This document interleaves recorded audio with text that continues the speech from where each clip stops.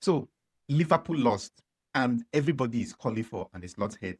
Adika wants an slot to be fired tomorrow. Sharp, sharp. The thing that gets me is that everybody is focused on an slot, pointing fingers at him, but nobody is looking at the players on the pitch who are actually responsible for the team capitulating. I mean, let us look at the 3 goals that Liverpool conceded in this Bournemouth game. The 3 of them were all individual errors. It had nothing to do with an slot or his tactics. They were individual goals. Look at the first goal to begin with. Now, this is a direct long ball.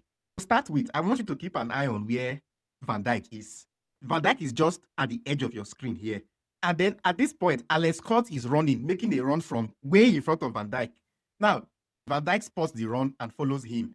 But what I want you to actually look at is not caught properly from this angle. Look at it from this other angle again.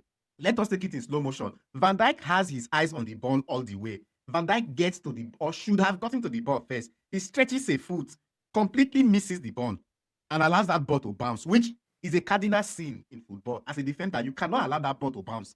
The ball bounces, fine. Unfortunately, the ball is now turned over to Alex Scott. Scott is in front of him. The ball is still in the air. It's going to take Scott some effort to actually get this ball under his control. At this point, you would think that Van Dijk would immediately close him down again. Just run at him and make sure that you block whatever he tries to do with the ball. Van Dijk, for me, was a bit too sluggish here. He allows Scott to actually get a foot across to square the ball in, and that's a goal. This goal is Van Dijk's error. Simple as that. But let's blame an slot. Look at the second goal again. Now, I don't even want to comment on how easily Bournemouth got out of their own half here, with Liverpool not even bothering to press at all. What I want to keep an eye on here is Kekes and Adli. They are the 2 people that we should keep an eye on in this goal. This is Adli here. He's behind Kekes. This is Kekes here. Kekes knows that he's there. Look at his body orientation. He's looking at Adli. He knows that Adli is there. Now, I'm going to take this very slowly so that we know what happened exactly. Kekes is on Adli. There is someone else making a run here, but that's fine because Soboslai has an eye on that player and is following him. Now, Kekes' body orientation is turned towards Adli because Adli is his man. He needs to track Adli's run. At some point, just watch. He completely rotates his body 360 degrees and faces the ball. At this time, he's not backing Adli. He doesn't know where Adli is again. So that when Adli begins to sprint out of sight, it took Kekes 2 seconds to realize that Adli was in front of him already. And at that point, it's too late. The pass has come.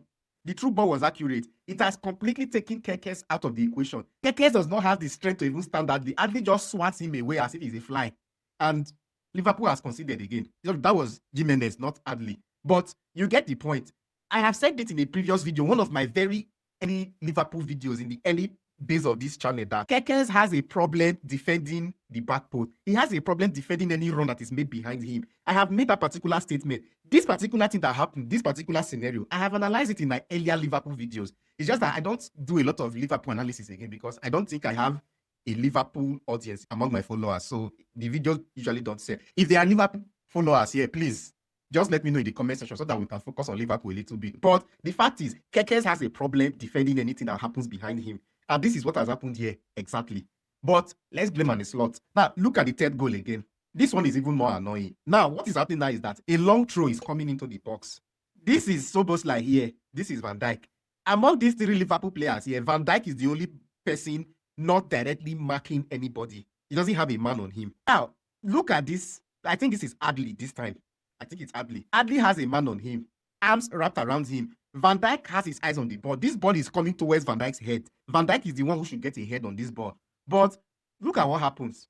Van Dijk, at this point, just gets muzzled out of the ball. In fact, Adli shifted Van Dijk and the person marking him, muzzles Van Dijk out of the way, and got a head to the ball.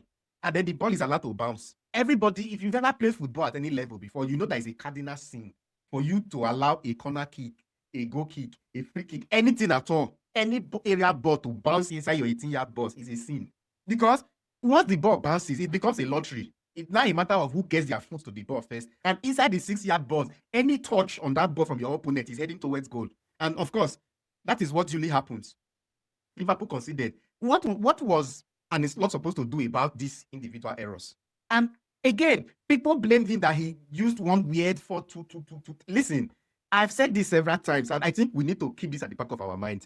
A team starting formation, that formation they put at the beginning of the match, is meaningless. It doesn't mean anything. The important thing is what the team does when they have the ball and what they do when they don't have the ball. It is those 2 shapes that matters. That starting formation is just giving you an idea of which players are on the pitch. It doesn't matter. The setup here, I'm not saying it was ideal because Liverpool has tactical issues. But when you combine those tactical issues with players' individual errors, this is the mess that you have. So while we are blaming Slot, we must blame the players as well. And mind you, Liverpool spent 400 million to make this squad worse. Everything is an error. Kekes is not an upgrade to Robertson. Frimpong is not an upgrade to Alexander-Arnold. What Luis Diaz used to do in midfield and in attack for Liverpool, Florian Wirtz does not come close to it. So the entire team is wrong. Let's put it that way. It will take an Slot time to even make sense of this his Liverpool team. So you either give him that time now or you fire him. If you fire him and bring another manager, the manager is still going to inherit this squad. It's still going to take the same amount of time. So stick with him. Stick with him. Just stick with him. The players are misfiring. It's not his fault. There's very little he can do. Anyway, see you later.